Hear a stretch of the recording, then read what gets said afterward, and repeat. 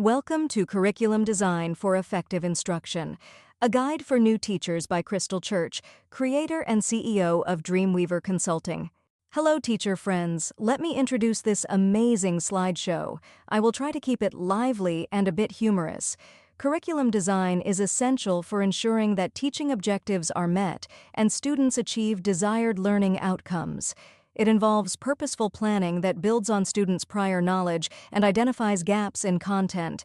Here is the first in-text citation, Ornstein and Hunkins, 2018. Let's dive in.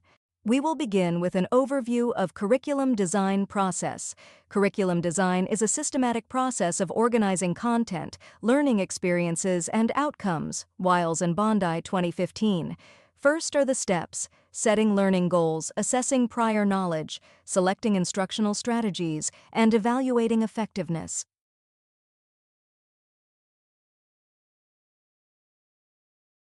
Next, I am going to give a summary of curriculum design theory. By the way, meet my colleague. You will hear more from him a little later. Right now, I want to talk about curriculum design and how it is informed by learning theories such as behaviorism, cognitivism, constructivism. Last on the slide is the in-text citation. These scholars who came up with these theories sure did us educators a big favor. Big thanks. Insert clapping from the audience. I am pointing to the curriculum design models overview. I am doing my best, Vanna White. In all seriousness, I want to tell you about the three primary models for designing curricula. One is subject-centered, the second is learner-centered, and third is problem-centered design. Oh, and number 4 is not really a fourth primary model, it is really the in-text citation. I crack myself up. No picture of me this time, didn't want to seem too vain. Insert evil laughter here. Our next topic, subject-centered design, is brought to you by our sponsor, Dreamweaver Consulting, an agency dedicated to helping organizations craft effective and engaging curriculum solutions tailored to their unique needs through innovative design and strategic planning. This particular subject focuses on delivering content organized by subject or discipline. Strengths include easy to assess and standardize. The weaknesses are that subject-centered design may not address individual student interests. Lastly, Posner, 2004, is the in-text citation. What are you thinking so far? Make sense? Jot those questions down so that you can research your answers at another time. I am so excited. Join me and put your hands in the air for learner-centered design. This design focuses on the interests and needs of the student. The strengths listed are that it promotes student engagement and personal relevance. Honestly, this is my favorite design focus. I like being engaged and for sure learn better when it applies to me. In turn, the weaknesses include that it is difficult to standardize across classrooms. Listed last is the in-text citation. Weimer, 2013, Boom Shaka Laka. And, drum roll please, may I present to you problem-centered design. Of course, like all the rest, it also has its strengths and weaknesses. Strengths are that it encourages critical thinking and real-world application. However, the weaknesses include that it may be time-consuming to implement. We all know teachers don't need any more time-consuming tasks. And, as on the previous slides, the in-text citation is listed last. On to the next slide, teacher friends. I think I will take a load off and sit for the comparison of design models. There are 3, as you can see. See what I did there? I am so funny. Okay, the first one is subject-centered, focusing on discipline knowledge. Second is learner-centered with a focus on individual learners. The third and last is problem-centered, where the focus is on real-world issues and applications. Personally, this last one is my favorite. How about you? Once we are done, it would be beneficial to have a discussion with a group or another person and compare what you heard here and what you were confused about and what you really resonated with. Don't skip this part. It is the most fun part, really. The factors influencing curriculum design make me drop my jaw as I hold our sponsor sign. Oh, and don't worry, I am going to let my colleagues speak again, soon, I promise. I will kick it off for now by myself, with the first influence being student demographics. Next is standards. Of course, there is the impact of available resources, and lastly, teacher expertise. Wedged in the middle of the slide to keep your eyes and mind happy and excited are the in-text citations Ornstein and Hunkins, 2018. The last few influences are noted with the asterisks and include social, political, and technological changes. Okay, here come the colleague moment. I have taken a seat because it is almost my colleague's turn. Look, he is excited that he is giving a thumbs up.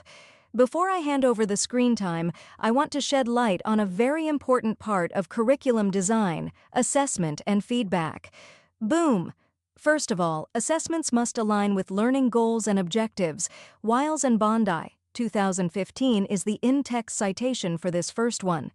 Next, effective assessment and feedback uses both formative and summative assessments to measure progress.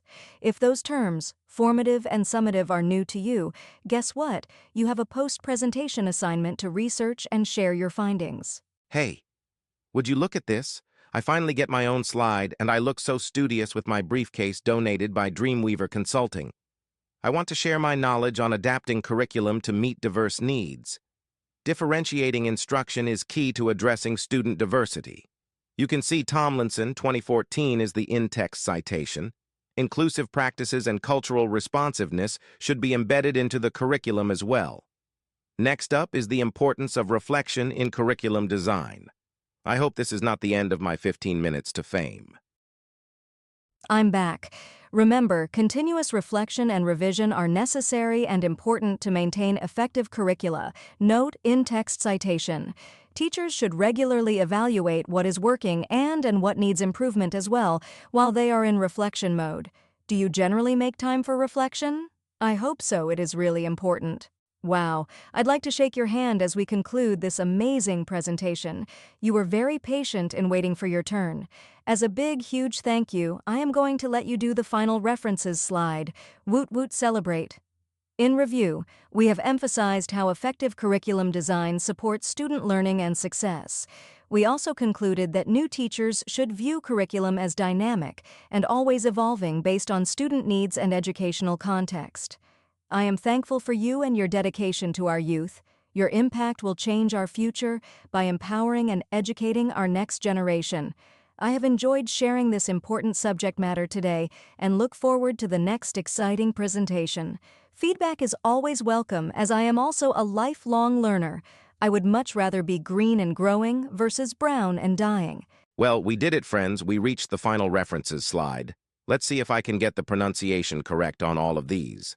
Gagne, R.M., Wager, W.W., Golas, K.C., and Keller, J.M., 2005.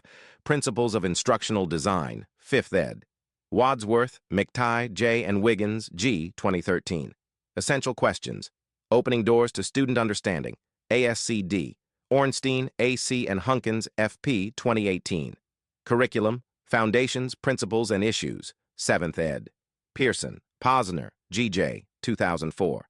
Analyzing the Curriculum, 3rd ed. McGraw-Hill, Shiro, M.S., 2013. Curriculum Theory, Conflicting Visions and Enduring Concerns. Sage Publications. Tomlinson, C.A., 2014. The Differentiated Classroom, Responding to the Needs of All Learners, 2nd ed. ASCD, Weimer, M., 2013. Learner-Centered Teaching, 5 Key Changes to Practice, 2nd ed. Jossie Bass, Wiles, J., and Bondi, J., 2015. Curriculum Development, A Guide to Practice, 9th ed. Pearson. This concludes today's presentation on curriculum design for effective instruction. Thank you.